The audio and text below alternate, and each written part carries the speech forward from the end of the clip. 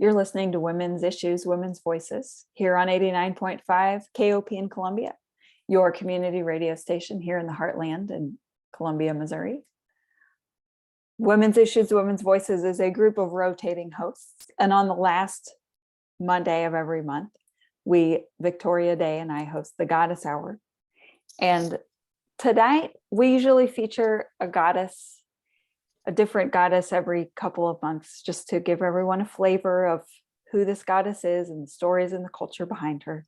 And we're taking a step in a different direction this evening to talk with Marisa Calvi about her podcast, Once Upon a Goddess. And Marisa weaves stories about goddesses through ancient history of all over the world. And she gets a little bit deeper than what you might read on Wikipedia. Vic and I like to listen to her stories sometimes for inspiration. And we wanted to invite Marisa here to tell us more. And so we could learn more about her process and her, I forgot to mention that she's in Australia. Mm-hmm. So we wanted to hear a different perspective and see how we align and do it the same. And that song that we just heard was one that Marisa picked. It's called The Glories of Sri Radha, and it's by an artist, Karnamrita, from her album Prayers for Women. Oh, thank you for playing that song too. It's off that album is just glorious. Each song she dedicates to a different Hindu or Buddhist goddess, and the whole album is like a beautiful meditation. So I hope people will go and explore that as well. Okay, and we'll be sure to put a link on our Facebook page at Women's Issues, Women's Voices. So on our first part, we ended with talking about early stories, saying that they're a part of, is this what you said, right? Am I saying this right? They're a part of equality. Like there's no other, everyone's the same, we're all one. And yeah, absolutely. And that sort of misogyny or imbalance only really kicked in when we get to like classical antiquity, so like the ancient Greeks, and then into the Abrahamic religions. Before then, the gods and goddesses, they were equal and balanced. There was always a goddess to counterpoint a god. They all had their function. They were all seen as important, and a lot of times, you know, the goddesses, they were the creator god. They were the creators of the land that we live upon. Especially, they were always connected to the land. Usually, but I think the Egyptians were the only ones who reversed it. It was always the male aspect was up in the sky and more ethereal, but the female, the mother energy, was embedded in the earth, who oversaw the creatures. And the Egyptians reversed that. Nut was in the sky instead, but they were, and especially when you look at it all, and there was always that balance. And it was really, when we get to the Bible, where I love the book I was reading, he said all of a sudden God was divorced, and that female counterpart was diminished or erased. Mm-hmm. And there is still some reference to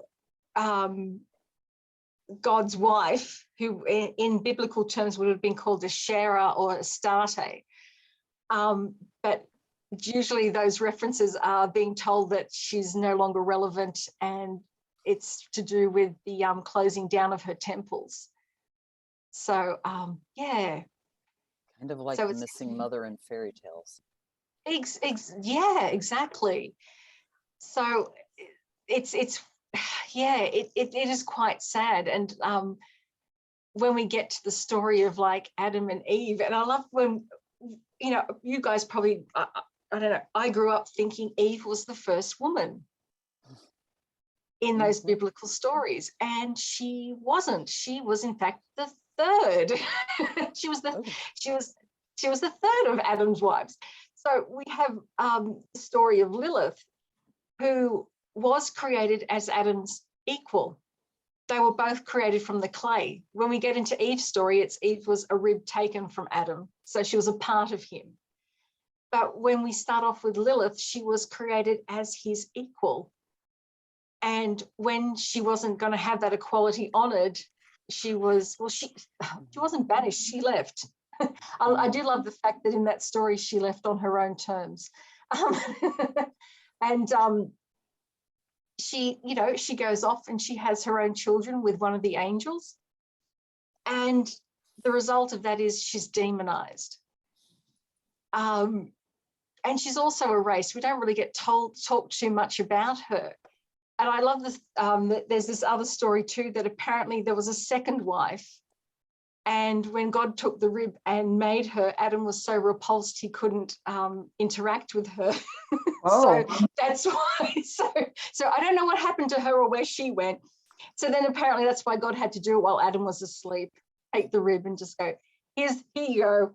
Here's, because he was lonely. Here you go. Here's your little companion. And yeah, you didn't have to see how she came about, but just here she is for your benefit. Wow, that's also an interesting perspective on yes, a man not actually wanting the woman to be a part of him because that's repulsive. Yes, to not acknowledge that, or yeah, right. what it took to, yes. Yeah. Wow. So how do you find these stories? How do you get so into the details? Like, what is your source and what's your secret? My secret.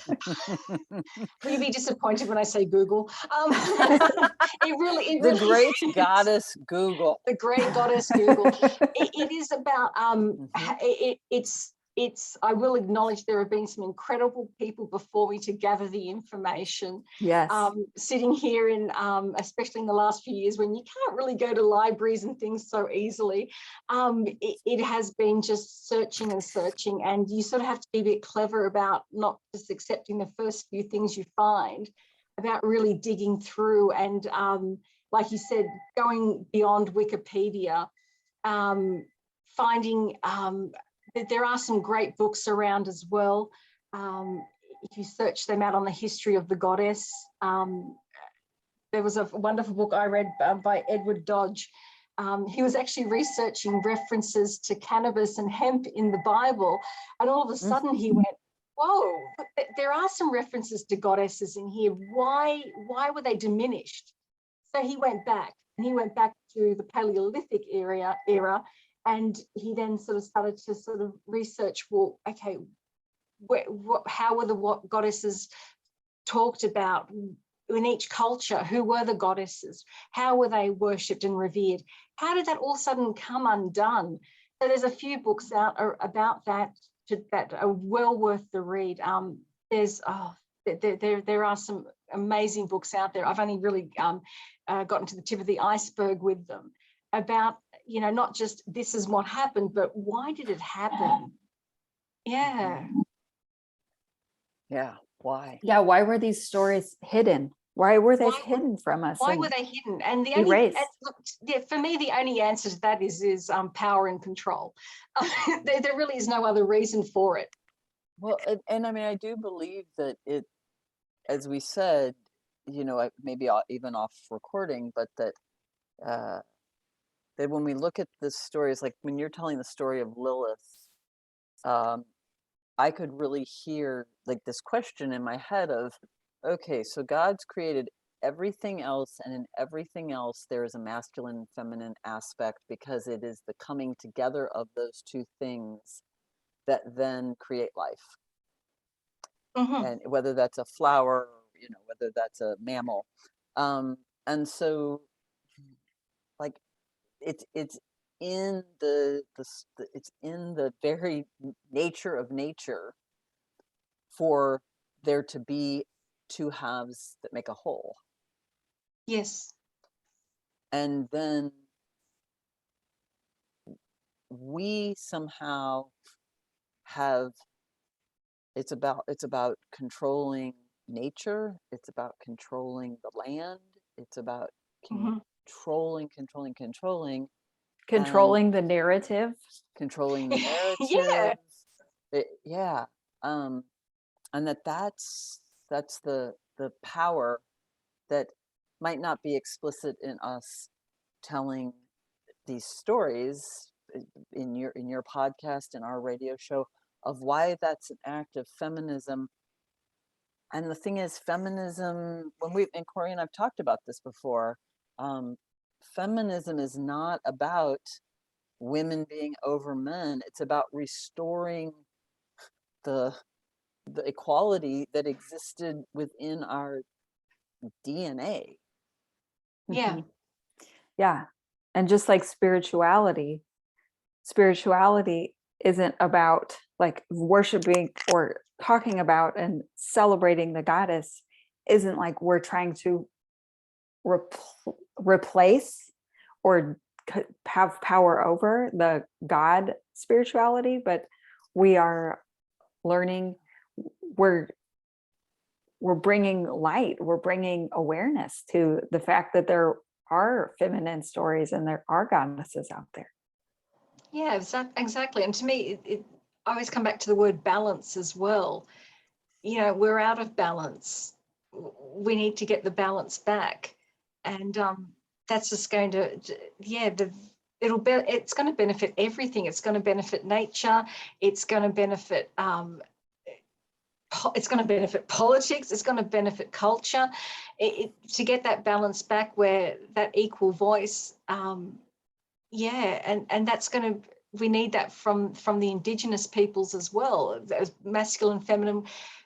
Yeah, that balance between the Indigenous and the colonialism as well it's just everything's symptomatic of this imbalance. Yeah. Something that happened today, we're recording on a Friday afternoon, and this is in the United States. We were all talking about this off mic, but Roe versus Wade was overturned. And I wasn't sure if that was some topic that we should bring up, but in my conversation, it sounded like that is something that we all needed to address and process. So, and so we're waking up to that news here, and it's a little bit of there, but for the grace of God go we, from watching that from Australia, to see that we can actively be, I'm not talking as being separate countries now, but just as a global community, that we can be happy to not only keep this imbalance, but to actually send it backwards is astounding. I think. And Marisa, I don't know if you know this piece, but within the same 24-hour period, there was also another case about the constitutionality to bear arms. Yes. And Nancy Pelosi talked about the hypocrisy of, right, in the same breath, this constitutional right, but then taking away this other constitutional right. And it's sort of the hypocrisy too, that okay, we're going to under this premise of protecting life, but then not nurturing that life when it does come into existence, and not it's out of balance. It is out of balance. It's almost too incredulous to I think I'm still sort of processing it myself. I think part of me it got a huge relief in that we just overturned a government that would have been heading in that very same direction. And I'm hoping that what we were able to change, because we were witnessing that same path towards even greater imbalance, and we chose to change it. Hopefully that's going to be a little spark that's going to spread to that awareness, and awakening is going to be opening up in other places as well. Yeah, congratulations to you. Thank you. Well, yes. And I can tell you, as I was this morning preparing for this show, and I listened again to your podcast of Lilith, and I wanted to read the way that you end that, because it says, that when Lilith's name was spoken, it was layered with darkness, and the title demon was placed upon her. Women were told to place amulets near their babies lest the dark woman should hurt their child. Lilith became the model for any woman who did not conform. All this made Lilith laugh. If being free made her a demon, so be it. If being equal made her a demon, so be it. Shaped of the same clay, formed of the same energy, born of the same love, Lilith would never deny herself these simple truths of her existence. I so needed to hear that. I so needed to hear that today. So thank you. Yeah, thank you. Yeah. Because when you wrote that a year ago, it was still, I mean, it's still as important as it is today, because it was all already happening. I mean, what's happened today was already happening. So yeah. Yeah. So do we want to turn to the hope? Yeah. Because that's let's turn to me, that's hope. the fire. Whoa. Yeah, Right. it is. It is. Yeah. And yeah. And this is the whole thing, is that it's not finite and it's not final, and there is that can change. And it is the thing about, well, yeah, we have to remember we have that power within us for change, whether it's individually, whether it's as a culture, as a society. We always still have that potential within us. Mm-hmm. Yeah, and nurturing the balance. Restoring the what we do on the show, although it seems kind of like, storytelling, our spirituality and our choice to celebrate the divine feminine is our resistance. There was the word. Yeah. It is our resistance. It is. So currently we're talking about in our episodes before we took a little break to talk to you, Marisa, we've been bringing up the white buffalo calf woman. Yeah. And you recently did a show about her. I think it was last December. And I love the First Nations stories because they are so much about the connection to the earth and to nature. And I love that her story actually begins with that, when the Lakota are suffering from famine and she comes along and tells them it's because you're disconnected. You're disconnected. And she invites them to come back to that connection, to the earth, and to just some simple, beautiful rituals that can remind them of there's so much more than just their immediate human needs. Yeah. Yeah, and you brought up the point that white buffalo are being born more and more. Yes. And that was kind of a sign. Yeah, a sign, she said. Yes, that was the sign that was the sign that that time of complete restoration, the white buffalo calf would be the symbol of that happening. And there's been quite a few, I think, born in recent years. I think there was one even born within the last year as well. I remember reading about it. I remember it was during I love that the lockdown. Yeah, and I love that every time it's empowered the First Nations people of the Americas to say, I love that every time one's born that they feel their voice has been emboldened a bit more. I love that your First Nations, there's so much more that in the arts and television especially. It's been some amazing work coming out. And these voices are getting heard clearer and clearer. Australia's Indigenous. One of the beautiful things about the government that's just come in is that they're going to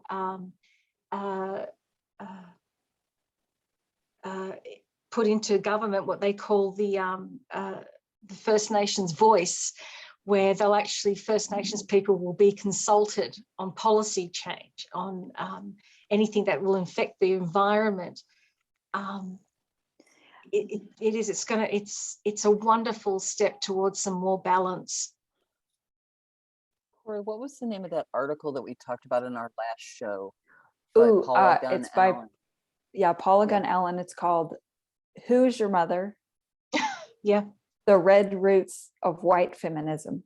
And she was go ahead, because she Oh, basically and says that's where it she all says started. the feminists today, like, that have been inspired by the First Nations all along. Yes, absolutely, absolutely, because Australian Aboriginals were traditionally matriarchal. They organised. Same here. Yes, exactly, and I loved in White Buffalo Calfwoman's story when she talks about the pipe, and it was like only men smoked the pipe, but that wasn't because that women weren't considered important enough to smoke it. They had menstruation, which was this wonderful ritual within their bodies that they could call upon to remember their connection. But once they were through menopause, then they could smoke the pipe. And I loved that so much. It wasn't about inequality. It was because we already had our own stuff going on in us. We didn't need a pipe. Right. Yeah, we were already beautiful. tuned in. It later. And I love that so much. Yeah. It was just, there was so much beauty in that story, especially around our feminine, around the female body and what it goes through. Yeah. And see, these are all things like there was that uproar about that. There's a children's movie which focuses on a young girl starting to menstruate, and it's like, how wonderful that that's in actual mainstream media, because we do need to talk. It's not something to be ashamed of. It's a beautiful, natural thing. Yeah. Yes. Yeah. And I loved that you brought that into the White Buffalo Calf Woman's podcast, the story, because that was not something I had read anywhere else. And to really that and again, it what I loved about it is that it made her story be, she was speaking to the whole community and honoring each part. Yeah. Yes. The 4 directions, each age group. Yes. Yeah. It's so wonderful. I really hate that we're already to the end of our hour, because I feel like we've only just it's kind of like what we're doing, what you just said you do, that like, okay, we've had our first little, we've written a little bit but we need to go in deeper. So so thank you. Have you done anything about First Nations goddesses? Just, that's my quick. In Australia. Yeah. In Australia, I haven't. It was I'm actually, I would like to talk to some First Nations people before I do that. I haven't gone into them too deeply just yet, and there's some beautiful stories. But yes, because I do try and honor each culture, especially if they're still a living culture. I was very wary of doing the Lakota story, and oh my gosh, I went and listened to Indigenous voices because I wanted to make sure I pronounced things properly. Because to me, that would be the greatest insult if I just think I do it with my phonetic and what I assume it sounds like. So and I did make sure I read as much as I could, and as from Indigenous writers as well, and Indigenous speakers. And so that's something I really want to make sure I've got sort of a good foundation with before.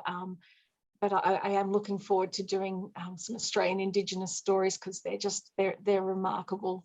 They're just remarkable. Yeah. About how the land was shaped.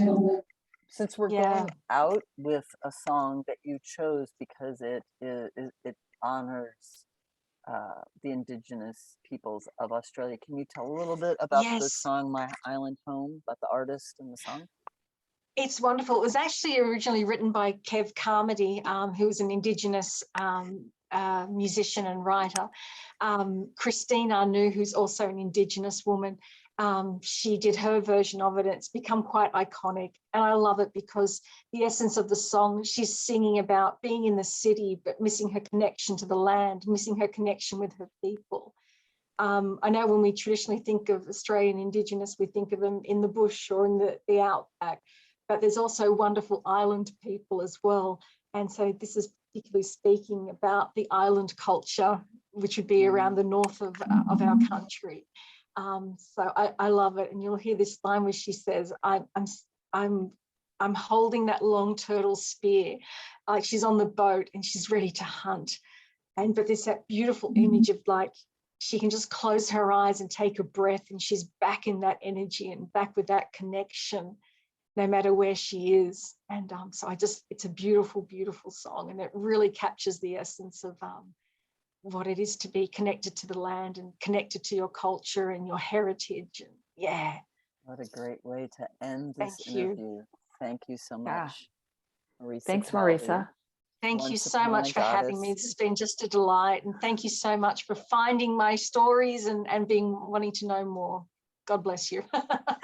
Or goddess bless you, I should say. Goddess bless. Goddess bless. And thanks to our listeners and sponsors for supporting our work, and all the volunteers who do their best work every week, coming to the station and bringing you good programming all year long. And stay tuned for Jazz plus Blues equals Soul.